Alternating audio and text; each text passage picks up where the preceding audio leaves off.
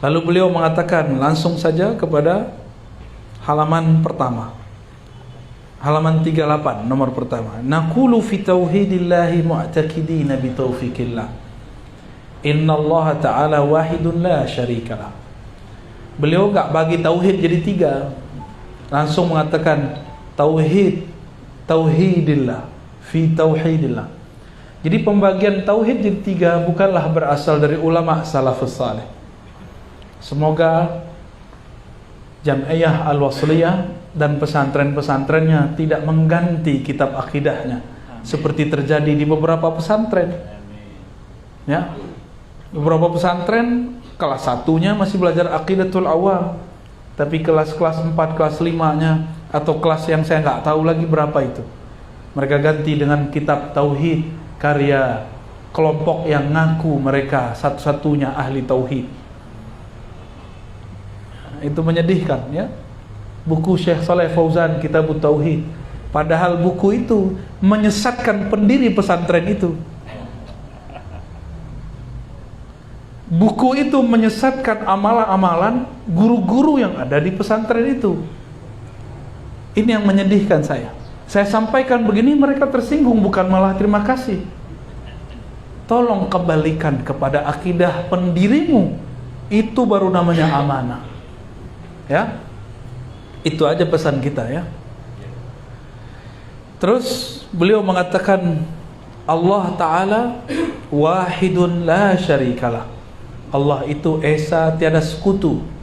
Esa pada namanya, pada sifatnya, pada af'alnya, pada zatnya. Itu pendek cerita. Pandang ceritanya tanya ke guru-guru kita di Wasliyah, ya. Nanti bagian yang urgen saya jelaskan panjang-panjang. Wala syai'a misluhu wala syai'a yujizu wala ilaha ghairu qadimun bila ibtida daimun bila intiha. Halaman 39. Nomor 5 halaman 39 ini penting sekali. Kata kelompok yang ngaku akidah mereka salaf, ulama salaf tidak meyakini Allah bersifat qadim atau bernama qadim. Tapi ini imam salaf, apa kata beliau? Allah itu punya sifat qadimun bila tidak. Dia qadim tanpa permulaan. Oke? Ikut siapa? Yang klaim mereka salaf atau imam salaf ini? Jadi mereka klaim, yang mengklaim itu namanya Izzuddin Al-Izz ibn Abis Salam, dan diikuti oleh Albani, Utsaimin, bin Bas, Jibrin dan lain-lain.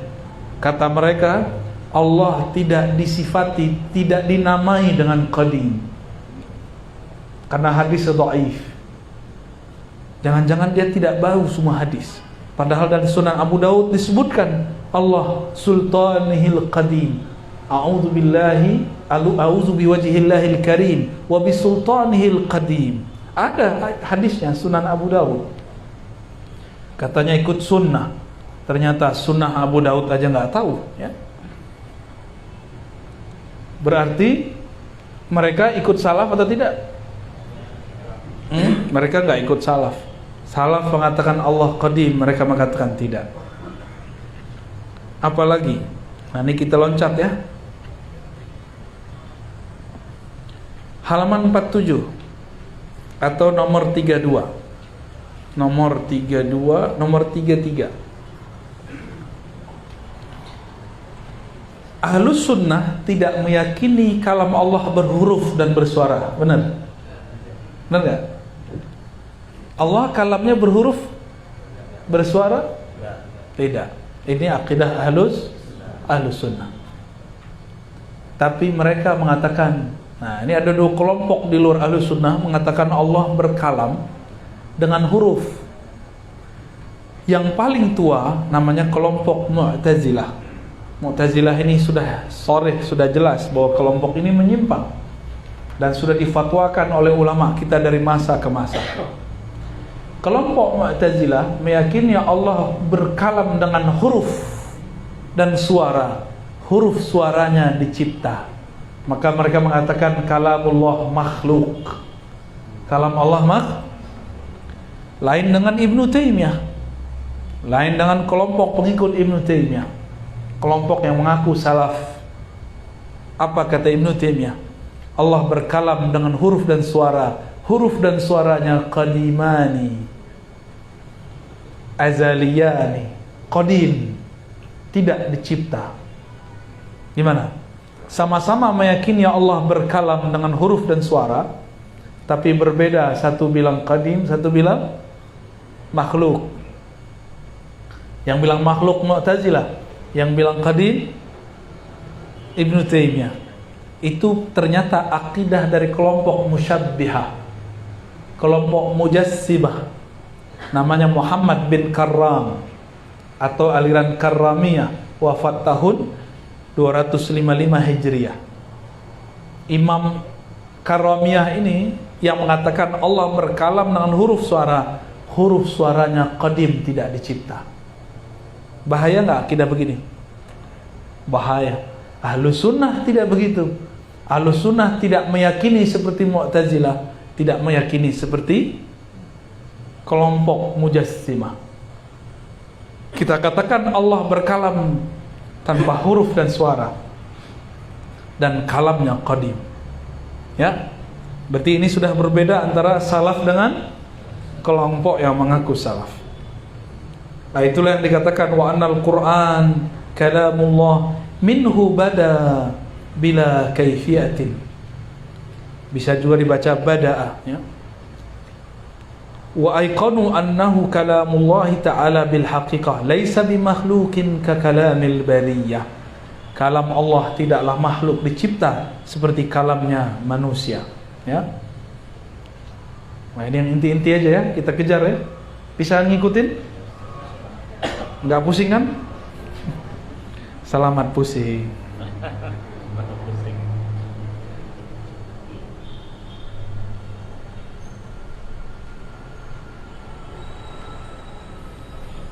Kita lanjut. Nah, ini yang paling penting, nomor 38. Kalau di sini halaman 54. Nomor 38.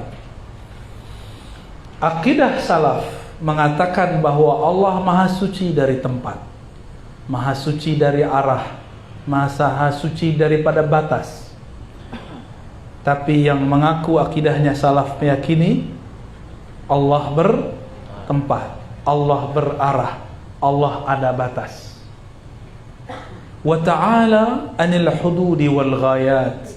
Dan Allah Maha Suci, Maha terbebas dari karakter-karakter hudud. Apa arti hudud?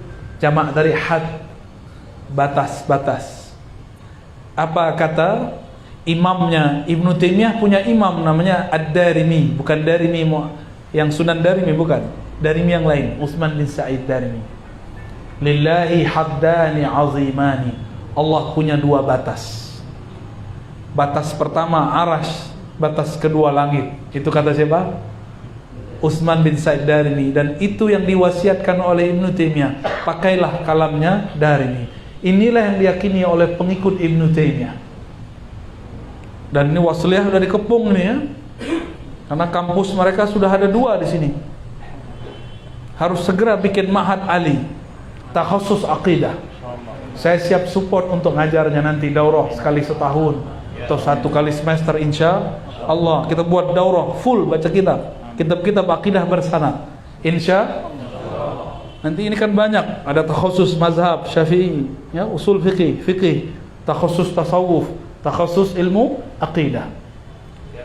Ya, harus segera. Semoga Buya ya, jangan lama-lama. Birokrasi ya itu jalani aja lah, minta kepada Allah, Allah mudahkan. Ya, segera Pak dibuat ya. Babus salam. Semoga salamah ya, amin. Lanjut. Apalagi ghayat. Apa arti ghayat? Ujung, tujuan. Mereka meyakini Allah menciptakan makhluk dengan tujuan, sedangkan Allah Maha Suci dari tujuan. Ya. Mereka salah terjemah. Wa ma khalaqtul jinna wal insa illa liya'budun. Tidak aku ciptakan jin manusia kecuali untuk menyembahku. Mereka berpikir itu tujuan Allah, bukan. fitrah jin manusia adalah menyembahku. Bukan berarti Allah butuh tujuan. Jangan salah terjemah. Walau kana Arabiyan la yafham lughatal Arabiyyah. Walau kana Arabiyan la yafham Arabiyatal Quran. Ya.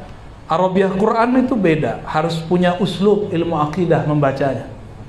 Kalau Allah mencipta karena ada tujuan, berarti Allah belum sempurna. Yang meyakini Allah belum sempurna, faqad kafar.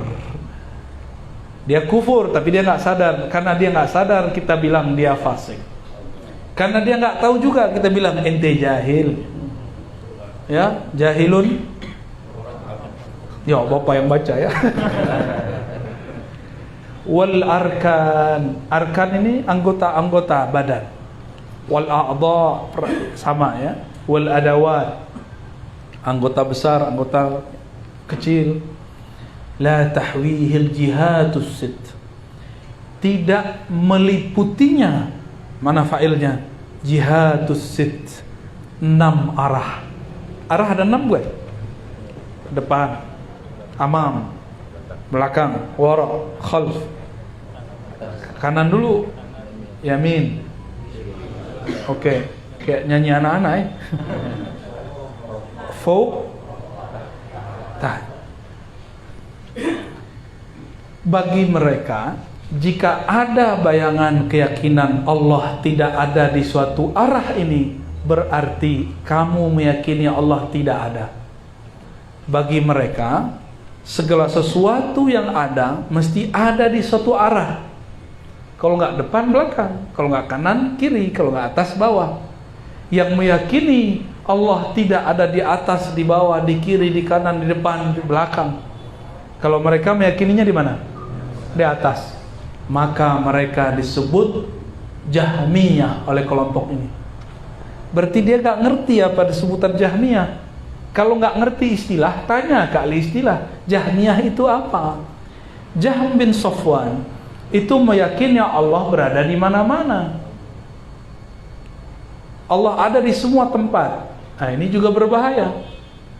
Sedangkan Ahlus Sunnah Asy'ariyah, Maturidiyah dan Tahawiyah meyakini Allah Maha Suci dari semua tempat itu. Itu berarti bukan Jahmiyah. Maka semua yang mengatakan Asy'ariyah, Maturidiyah itu Jahmiyah, la yafham al-mustalahat. Tidak mengerti istilah. Kita ketawain aja ya. Kasairil mubtada'at, ya, sebagaimana semua makhluk yang dicipta. Coba bayangkan, ada satu benda tapi tidak di salah satu arah, bisa nggak? Nggak bisa. Suatu benda mesti ada di arah atas, bawah, depan, belakang, kiri dan kanan. Lalu bagaimana dengan hadis Nabi yang mengatakan jika engkau sholat, ya, yakinkan Allah ada di depanmu. Kemudian dalam Al-Quran, sumastawa al-arsh, Allah istawa di atas arsh. Pertanyaannya, apa arti istawa? Istawa itu aktsar min 15 makna. Lebih daripada 15 makna. Kenapa makna yang diambil Allah menempati arsh? Allah bersemayam di arsh dalam artian menempati? Atau diartikan Allah mesti berarah? Dari mana pemahaman itu kalau bukan dari kelompok mujassimah, kelompok yang menjisimkan Allah Subhanahu wa ta'ala. Mujassimah ini dua, ada mujassimat zat, ada mujassimah sifat. Dia jisimkan zatnya Allah, ada yang menjisimkan sifat Allah. Nah, kelompok yang sekarang itu dia masuk kepada mujassimah sifat Allah. Ya, menjisimkan sifat Allah. Udah panas, pembahasannya panas.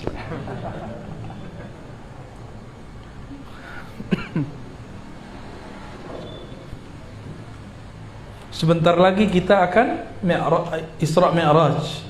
Nah, Isra Mi'raj ini masih ada aja profesor doktor di kampus bilang Nabi mimpi. Ya, kawannya Dr. Thohir. Apa kata Imam Tahawi? Wal mi'raju haqqun. Mi'raj itu hak. Apa arti Mi'raj? Diangkat. Wa qad usriya bin Nabiy sallallahu alaihi wasallam wa urija bi syakhsihi fil yaqazah ila as-sama.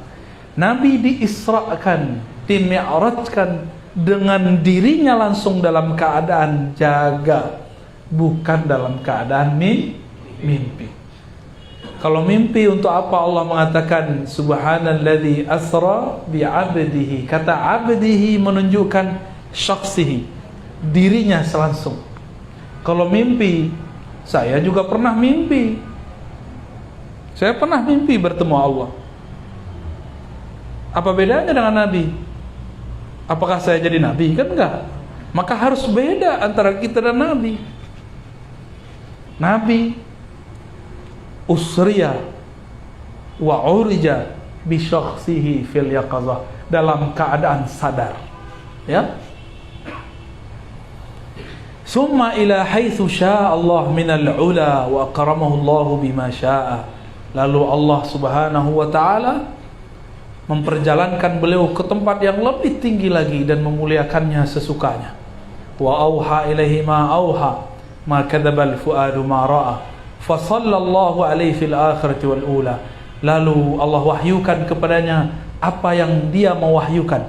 Yang Allah wahyukan di sana adalah surat Al-Fatihah. Makanya Al-Fatihah menjadi rukun salat. Itulah alasan Imam Syafi'i mengatakan, walaupun imam sudah baca, kita juga mesti baca. Hadis Sahih Bukhari riwayat Abu Hurairah, la salata liman lam yaqra bi Fatihatil Kitab. Tidak sah salat kecuali orang yang membaca Ummul Kitab. Lalu beliau mengatakan, Al-Fatihah itu adalah dialog antara hamba dengan Allah, dan itu tidak dapat diwakilkan kepada imam. Walaupun kita cuma dapat 2 ayat cukup, imam sudah ruku, kita cukupkan.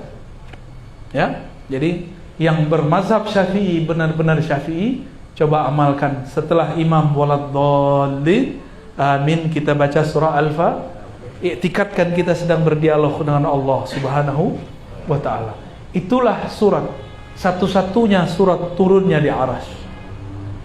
Tapi dalam ulumul Quran tidak ada istilah arsyiyah. Yang ada cuma hadari, safari, laili, nahari, makki, madani. Seharusnya ini disebut arsy, turunnya di Arsy Allah Subhanahu wa ta'ala. Tapi juga kemudian turun lagi waktu di bumi, maka dia arsyiyun, ardiyun, madaniyun. Boleh juga disebut madani, ya. Bahkan dikatakan juga turun waktu di Mekah, wallahu a'lam bishawab. Yang pasti dia pernah turun di Arsy. Ma kadzabal fuadu ma ra'a. Tidaklah fuadnya Rasulullah berbohong terhadap apa yang dia lihat. Nabi melihat alam malakut, alam malaikat, alam jabarut, alam ruh-ruh suci, lalu alam yang lain lagi yang hanya beliau dan Allah lah yang tahu, ya. Yang dikunci dalam Al-Quran dengan lafaz qaba qausaini au adna. Dekatnya beliau dengan Allah seperti dekatnya 2 busur. Dan keliru ahli tafsir yang mengatakan yang dilihatnya Jibril. Nah, Jibril sudah di bawah. Jibril sudah bersama Nabi dari bumi sampai ke langit ke-7, sampai ke Lauh Mahfuz. Setelah Sidratul Muntaha, Sayyidina Jibril tidak ada hak untuk naik ke Arsy Allah. Sedangkan ini pertemuan di Arsy. Maka aneh jika ada di tafsir mengatakan ini ru'yatu Jibril, melihat Jibril. Walaupun sekelas imam-imam hebat, kita boleh kritisi itu, karena ilmu terkumpul semuanya sekarang di akhir zaman. Kita boleh mengkritisi imam siapa saja, tapi dengan adab. Jangan sok-sokan, apa itu Syafi'i, jangan gitu, ya. Kita bisa begini karena Imam Syafi'i. Kita kritisi tapi pakai adab, ya. Begitu dulu ulama kita mengkritisi. Dan kami di kampus, benar nggak Ustadz, ya, Buya? Kita di kampus diajar mengkritik, benar nggak? Kamu beda dengan siapa? Apa kritikmu? Kamu sama dengan siapa? Apa hujahmu? Kita diajar begitu di kampus. Jadilah disertasi, jadilah tesis, jadilah skripsi, jadilah sebuah makalah. Lah kok ada sekarang kelompok dikritik, imamnya nggak boleh. Tapi imam kita dia kritik. Suka-suka kau lah, ya. kata orang Medan ya. Ini baru 2 hari saya di sini saya udah bisa panggil kau.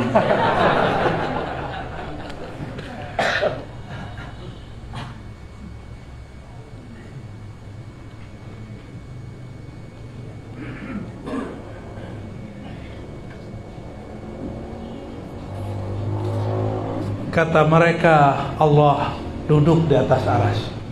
Istaqarra.